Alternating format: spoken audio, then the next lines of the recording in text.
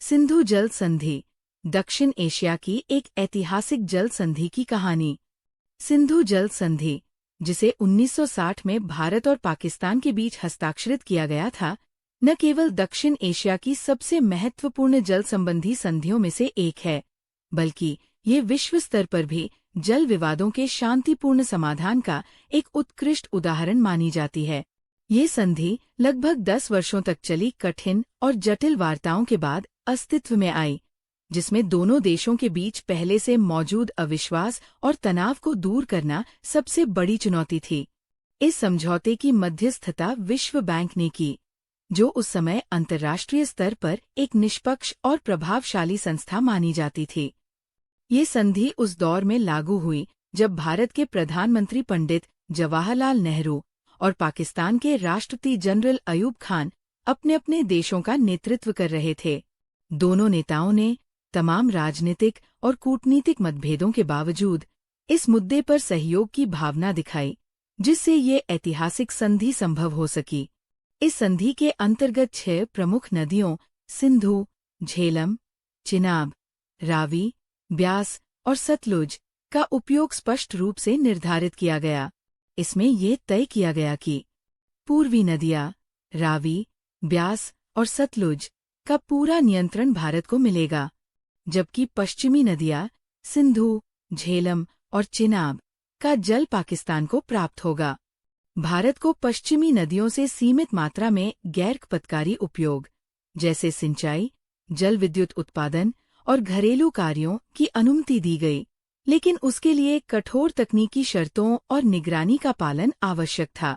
इस समझौते की पृष्ठभूमि में 1947 के विभाजन के बाद की जल संबंधी पहली बड़ी कड़वाहट थी, जब भारत ने 1948 में पाकिस्तान की कुछ नहरों की जल आपूर्ति अस्थायी रूप से रोक दी थी। इस घटना ने पाकिस्तान में जल सुरक्षा को लेकर गहरी चिंता पैदा की और उसने 1951 में इस मुद्दे को संयुक्त राष्ट्र तक पहुंचाया।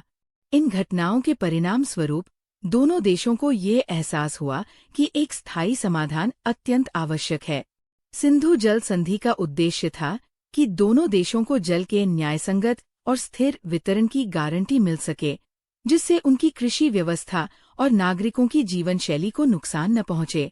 इस संधि ने दशकों तक चली राजनीतिक अस्थिरताओं, यहाँ तक कि युद्धों के दौरान भी एक प्रकार का जल संबंधी युद्ध विराम बनाए रखा।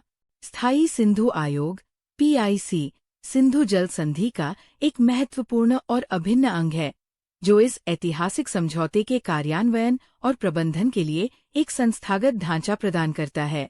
ये एक द्विपक्षीय निकाय है, जिसका अर्थ है कि इसमें भारत और पाकिस्तान दोनों देशों के प्रतिनिधि शामिल होते हैं। प्रत्येक देश इस आयोग में अपने अपने आयुक्तों की नियुक्ति करता है, जो जल संसाधनों के प्रबंधन और संधि से जुड़े मुद्दों पर अपने अपने देशों का प्रतिनिधित्व करते हैं। इस आयोग की कार्यप्रणाली को सुचारू बनाए रखने के लिए ये अनिवार्य है कि इसके सदस्य नियमित रूप से मिलें। संधि के अनुसार स्थायी सिंधु आयोग को वर्ष में कम से कम एक बार अवश्य बैठक करनी होती है। ये नियमित अंतराल पर होने वाली मुलाकातें दोनों देशों के आयुक्तों को एक मंच प्रदान करती हैं, जहां वे संधि के कार्यान्वयन से संबंधित विभिन्न पहलुओं पर खुलकर चर्चा कर सकते हैं और यदि कोई मुद्दे या चिंताएं हों तो उनका समाधान ढूंढ सकते हैं। स्थायी सिंधु आयोग कई महत्वपूर्ण कार्यों का निर्वहन करता है। इसका एक प्रमुख कार्य सिंधु जल संधि के कार्यान्वयन से जुड़े किसी भी मुद्दे की पहचान करना और आपसी सहमति से उनका समाधान खोजना है। इसके अतिरिक्त आयोग के सदस्य आवश्यकतानुसार नदी परियोजनाओं का स्थल निरीक्षण भी करते हैं। ये प्रत्यक्ष अवलोकन उन्हें परियोजनाओं की प्रगति और उनके संचालन के संधि के प्रावधानों के अनुरूप होने का आकलन करने में मदद करता है। पारदर्शिता और सहयोग को बढ़ावा देने के लिए स्थायी सिंधु आयोग सूचनाओं के आदान प्रदान को सुगम बनाता है। दोनों देशों को संधि के तहत नदी के प्रवाह, उपयोग और नई परियोजनाओं से संबंधित जानकारी एक दूसरे के साथ साझा करनी होती है और ये आयोग इस प्रक्रिया को व्यवस्थित करने में महत्वपूर्ण भूमिका निभाता है। सबसे महत्वपूर्ण बात यह है कि स्थायी सिंधु आयोग किसी भी असहमति या विवाद की स्थिति में पहला संपर्क बिंदु के रूप में कार्य करता है। यदि संधि के कार्यान्वयन या व्याख्या को लेकर कोई मतभेद उत्पन्न होता है, तो दोनों देशों के आयुक्त सबसे पहले इसी मंच पर मिलते हैं ताकि आपसी बातचीत और विचार विमर्श के माध्यम से मामले को सुलझाया जा सके। इस प्रकार स्थायी सिंधु आयोग सिंधु जल संधि को प्रभावी ढंग से लागू करने और भारत और पाकिस्तान के बीच जल संसाधनों के प्रबंधन में सहयोग बनाए रखने के लिए एक आवश्यक संस्था है। सूचना साझा करना सिंधु जल संधि का एक आधारभूत स्तंभ है, जो भारत और पाकिस्तान के बीच जल संसाधनों के प्रबंधन में पारदर्शिता और प्रभावी संचार सुनिश्चित करता है। संधि के तहत दोनों देशों पर ये आवश्यकता है कि वे दैनिक आधार पर नदी के प्रवाह से संबंधित आंकड़े और प्रत्येक देश द्वारा उपयोग की गई पानी की मात्रा की जानकारी एक दूसरे के साथ साझा करें। ये नियमित और सतत डेटा का आदान प्रदान दोनों पक्षों को नदी की जल उपलब्धता और उसके उपयोग के पैटर्न की स्पष्ट और अद्यतन तस्वीर प्रदान करता है। इसके अतिरिक्त संधि में यह भी अनिवार्य किया गया है कि यदि कोई भी देश किसी नई नदी परियोजना की योजना बना रहा है, तो उसे इसकी अग्रिम सूचना दूसरे देश को देनी होगी। केवल इतना ही नहीं, बल्कि उस परियोजना की विस्तृत योजनाएं भी साझा करनी होंगी। इस प्रावधान का उद्देश्य ये सुनिश्चित करना है कि कोई भी देश एकतरफा रूप से ऐसी कोई कार्रवाई न करे जिससे दूसरे देश के जल अधिकारों या हितों पर प्रतिकूल प्रभाव पड़ने की संभावना हो। परियोजनाओं की शुरुआती अवस्था में ही जानकारी साझा करने से संभावित चिंताओं को दूर करने और आपसी सहमति से आगे बढ़ने का अवसर मिलता है। सूचना के इस निरंतर आदान प्रदान का एक महत्वपूर्ण परिणाम विश्वास का निर्माण है। जब दोनों देश नियमित रूप से और पारदर्शी तरीके से जल संसाधनों से संबंधित जानकारी साझा करते हैं, तो ये आपसी समझ और सहयोग की भावना को मजबूत करता है। ये प्रक्रिया गलतफहमी को रोकने में भी अत्यंत महत्वपूर्ण भूमिका निभाती है। यदि सूचना समय पर और स्पष्ट रूप से उपलब्ध हो, तो आशंकाओं और संदेहों को कम किया जा सकता है, जिससे जल प्रबंधन से जुड़े किसी भी संभावित विवाद को बढ़ने से रोका जा सकता है। संक्षेप में, सूचना साझा करने का ये तंत्र सिंधु जल संधि के सफल और शांतिपूर्ण कार्यान्वयन के लिए एक हार्य शर्त है। सिंधु जल संधि में एक सुव्यवस्थित विवाद समाधान तंत्र स्थापित किया गया है ताकि यदि भारत और पाकिस्तान के बीच संधि के कार्यान्वयन या व्याख्या को लेकर कोई असहमति उत्पन्न होती है, तो उसे शांतिपूर्ण और न्यायसंगत तरीके से हल किया जा सके। इस तंत्र में कई चरण शामिल हैं, जो विवाद की प्रकृति और गंभीरता के आधार पर लागू होते हैं। सबसे पहला और प्रारंभिक चरण है स्थायी सिंधु आयोग (PIC). यह आयोग दोनों देशों के आयुक्तों का एक द्विपक्षीय मंच है और इसे ही किसी भी उत्पन्न होने वाली असहमति पर चर्चा करने और आपसी सहमति से समाधान खोजने के लिए पहला माध्यम बनाया गया है। अधिकांश छोटे-मोटे या तकनीकी प्रकृति के विवाद इसी स्तर पर बातचीत और विचार विमर्श के माध्यम से सुलझा लिए जाते हैं। यदि स्थायी सिंधु आयोग किसी विशेष मुद्दे पर आम सहमति तक पहुंचने में विफल रहता है, तो विवाद को अगले स्तर पर ले जाया जा सकता है।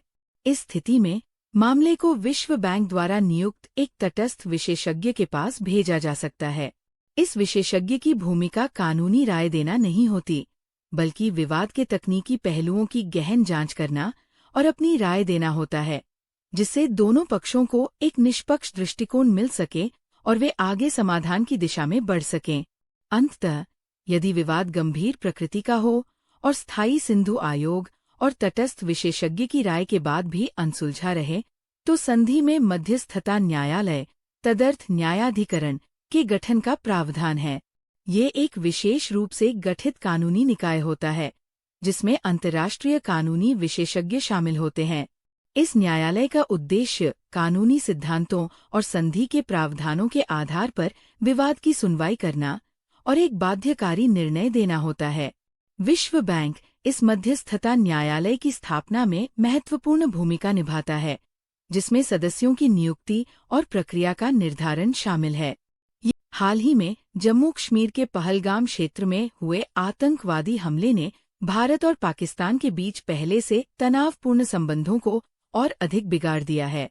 इस हमले में 26 निर्दोष नागरिकों की जान चली गई और इसकी जिम्मेदारी द रेजिस्टेंस फ्रंट नामक आतंकी संगठन ने ली है, जिसे पाकिस्तान स्थित लश्कर-ए-तैयबा का एक सहयोगी संगठन माना जाता है। इस भीषण घटना के बाद भारत सरकार ने राष्ट्रीय सुरक्षा को सर्वोच्च प्राथमिकता देते हुए एक बड़ा और अभूतपूर्व कदम उठाया।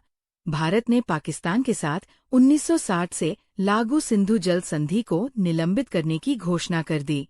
प्रधानमंत्री नरेंद्र मोदी के नेतृत्व में भारत ने स्पष्ट किया कि आतंकवाद के खिलाफ निर्णायक कार्रवाई न करने के लिए पाकिस्तान पर दबाव डालने हेतु ये कदम उठाया गया है। इसके साथ ही भारत ने पाकिस्तान के साथ कई अन्य राजनयिक और वाणिज्यिक संबंधों को भी सीमित कर दिया है, जिसमें राजनयिकों को निष्कासित करना और सीमाओं पर आवाजाही को रोकना शामिल है। आतंकवाद को पाकिस्तान सरकार के समर्थन के कारण सिंधु जल संधि के निलंबन के बाद आम लोगों को ही कष्ट सहना पड़ता है। पाकिस्तान के लोगों को ये समझना होगा कि आतंकवाद की राजनीति केवल उनके देश को बर्बाद कर रही है। अधिक अपडेट के लिए कृपया हमारे वीडियो को लाइक करें और हमारे चैनल को सब्सक्राइब करें। धन्यवाद।